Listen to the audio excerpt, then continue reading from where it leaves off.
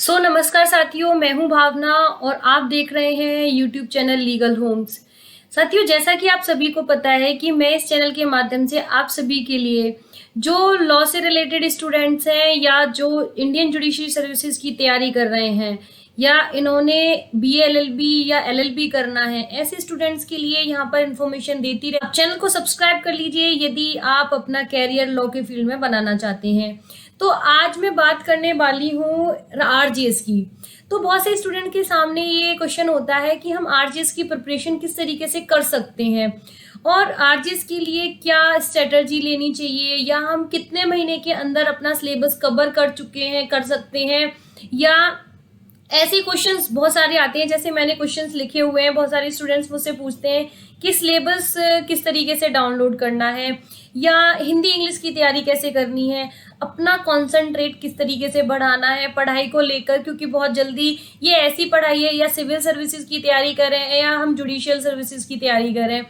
इसमें सबसे इम्पोर्टेंट चीज होती है आपको मोटिवेटेड रहना है और दूसरा कॉन्सेंट्रेट के साथ में काम करना है।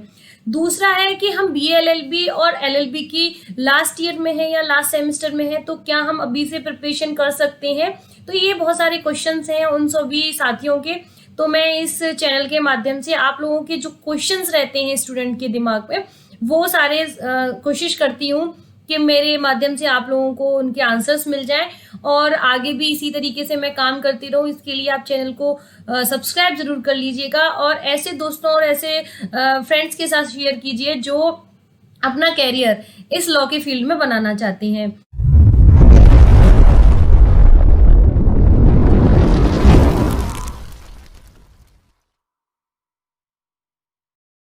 तो चलिए शुरू करते हैं। आज का पहला क्वेश्चन है आरजीएस की तैयारी किस तरीके से करें।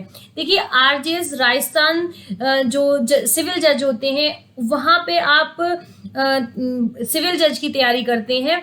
वहाँ जैसे हर एक स्टेट के अपने अपने नाम होते हैं। उत्तर प्रदेश में बात करूं तो यूपीपीसीएसजे, उत्तराखंड में उत्तराखंड सिविल जज, एमपी सिविल जज, बिहार सिविल जज। इसी तरीके से राजस्थान में आरजीएस के नाम से इस एग्जाम को जो है बोला जाता है कि हम आरजीएस की प्रिपरेशन कर रहे हैं।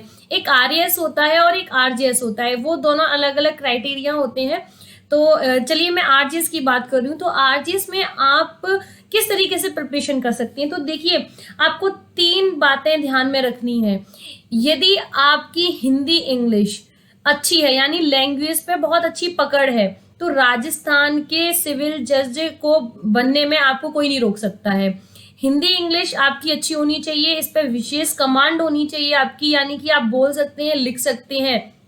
प्लस लीगल यानी कि लॉ की बात करूं तो आपकी जो लॉ की विषय है यानी लॉ के जो सब्जेक्ट हैं उस पर विशेष पकड़ होनी चाहिए। तो अगर आप 3 चीजें कर सकते हैं, जैसे फर्स्ट मैंने बोली हिंदी आप लिख सकते हैं, अच्छे से बोल सकते हैं, आपकी अच्छी पकड़ है, तो बहुत अच्छी बात है। दूसरा आपका टॉपिक है इंग्लिश। अगर आपकी इंग्लिश अच्छी है तो आप अच्छे से लिख सकते हैं, आप अच्छे से बोल सकते हैं, तो आप बहुत अच्छे से कर सकते हैं, आरजीएस को बहुत जल्दी से क्रैक कर सकते हैं। तीसरी बात करती हूँ लॉ की।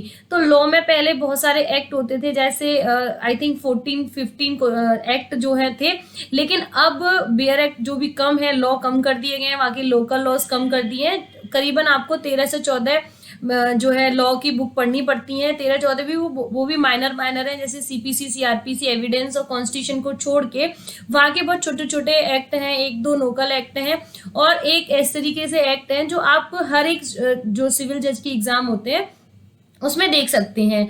दूसरी बात है कि आपने सिलेबस जो है डाउनलोड कैसे करना है। यदि आपने वो अपने सिलेबस को डाउनलोड करना है तो आप कर सकते हैं। आप इसी चैनल पर इसके सिलेबस, आरजीएस के सिलेबस से रिलेटेड मैंने एक वीडियो डाल रखा है, आप वो भी देख सकते हैं।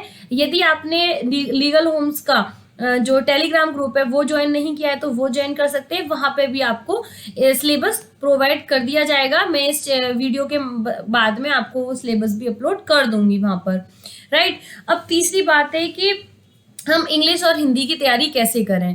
तो इंग्लिश और हिंदी की तैयारी के लिए आपको करना कुछ नहीं है, सिर्फ और सिर्फ 10th और 12th लेवल की जो इंग्लिश है उसी को तैयार करना है, और प्लस राइटिंग की आपको लिखने की आदत होनी चाहिए, चाहे हिंदी में बात करूं, चाहे इंग्लिश में बात करूं, या लॉ में बात करूं। तो आपके पास में एक अच्छी राइटिंग स्किल होनी चाहिए।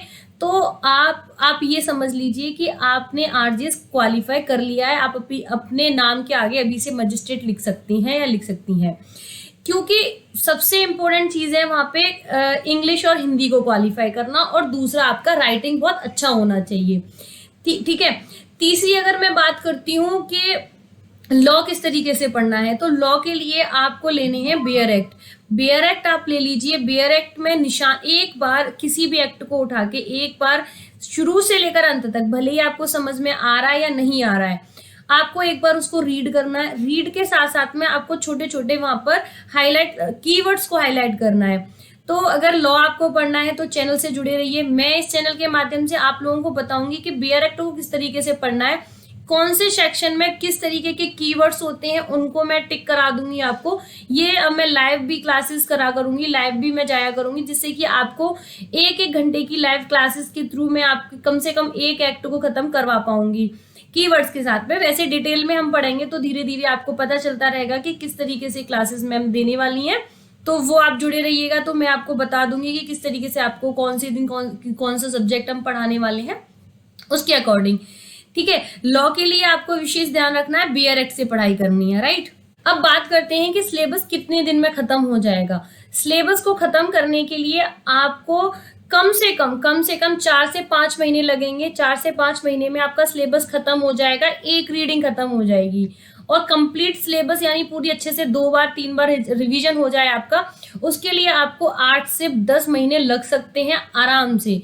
यदि आप बीए एलएलबी के लास्ट सेमेस्टर में हैं या एलएलबी के लास्ट ईयर में हैं, तो आप अभी से तैयारी शुरू कर दीजिए। या मैं तो यूं कहूंगी कि जिस दिन आपने एलएलबी में एडमिशन ले लिया उस दिन आपके पास में जो लॉ सब्जेक्ट में है आपके में, उसी दिन से पढ़ना शुरू कर दीजिए, क्योंकि लॉ की जितना आप अंदर तक जाएंगे लॉ के, उतना आपको अच्छा रहेगा, आप अच्छे तरीके से पढ़ पाओगे। क्योंकि देखिए ऐसे स्टूडेंट जो 8 से 9 महीने की तैयारी करते हैं उनका क्वालिफाई हो जाते हैं, लेकिन उनको क्या होता है, उनको मेहनत ज्यादा करनी पड़ती है, उनको केस लॉ सर्च करने पड़ते हैं, उनको एक्ट भी याद करना पड़ता है, उनको लेटेस्ट लॉ भी याद करना पड़ता है, रिलेटेड कोई भी जो अमेंडमेंट हुए वो भी याद रखने पड़ते हैं। लेकिन यदि आप एलएलबी के फर्स्ट ईयर में है या बीएलएलबी के फर्स्ट ईयर में, तो आप अभी से शुरू कर दीजिए।